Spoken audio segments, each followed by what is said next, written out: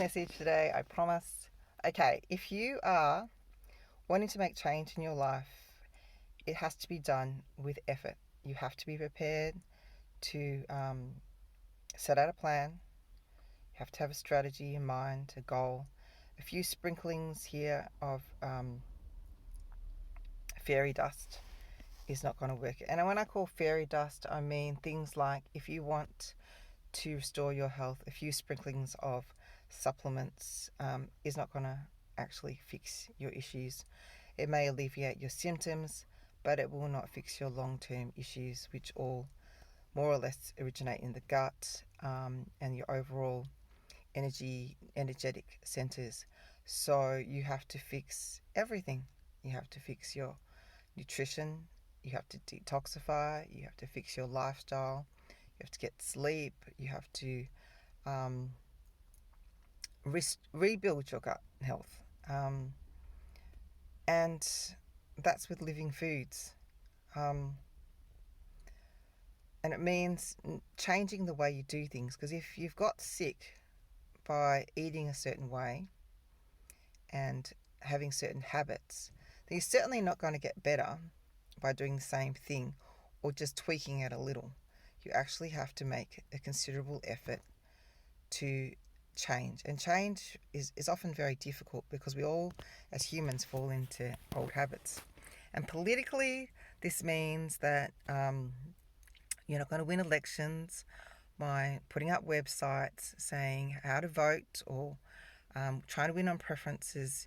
You actually have to have a target in mind. You have to have goals set. You have to decide, yes, we need to win a certain portion of the votes, and this is how we're going to achieve that. You're going to look at the demographics, work out who and what issues matter to those people, and you target those things that matter. It's certainly not one on ideological grounds where you think that just waving a freedom flag is going to do it. Certainly hasn't. All that's happened in the last 3 years of, I guess, people doing that is we have now got wall-to-wall Labor across all the mainland Australia and federally, with only Tasmania left that is a Liberal coalition, which is really quite, terrible for democracy. It doesn't really matter if it was wall-to-wall Liberal or coalition either. Basically, we are now going to be held hostage to all those things that, all those woke agendas.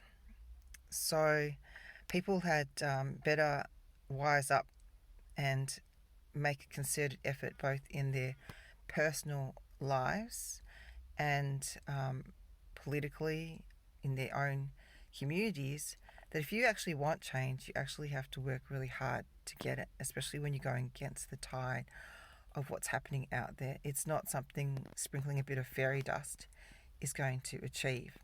And so there are a lot of people who are actually working and a lot of people who are connecting and building communities that are going to make changes, maybe not in the big picture trying to change institutions, but actually rebuilding societies and communities that align with values that they agree with. And maybe that's the best we can do. Maybe the best we can do is find your local families that align to your values and set up learning cooperatives or exchanging ideas. Maybe the best you can do is linking up with businesses of similar values and working together to support each other. But even if that is the best we can do at the moment, in the end, the ship will sink on the other side. For example, the Victorian government has decided that a lot of their little programs that run on IT are all have to be programmed by people who are double dose, let's say that. Now, how long do you think it will be before some of those critical developers develop, things that may jeopardize the project? If they're not available for the project, then that's a really big loss. So in a lot of ways, they haven't really thought it through. If you don't have a healthy population, you don't have healthy programmers, then it's all going to go kaboom eventually. So, what do you do about that? What do we do about that? We create our own communities. That is plan B essentially. And maybe plan B needs to be actioned right now because it doesn't look like plan A is working out too well. And you might have to wait until things get a lot worse for a lot of people before they finally realize that who they vote for actually matters. And um, how the strategy of how those votes are won actually changes from one of sprinkling fairy dust around the place and hoping for the best, which is essentially what I call trying to get the preferential vote over the line, but to actually winning elections on the merits of actually fighting on the things that matter to most people, where the majority, even if you don't agree with what the majority want, you go down to their level of thinking and actually fight for what they want and need.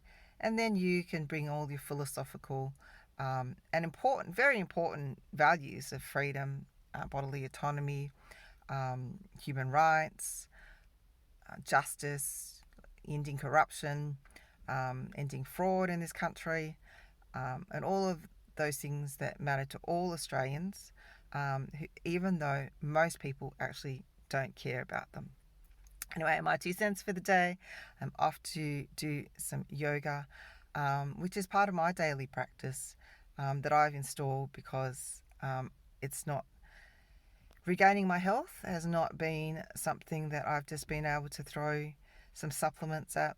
Far from it. It's a full-on effort, and I think it's taught me that in business, life, relationships, in every aspect, it's just hard work. It is a hard work, discipline, having a plan, channeling all that energy into making, and that's when change actually happens.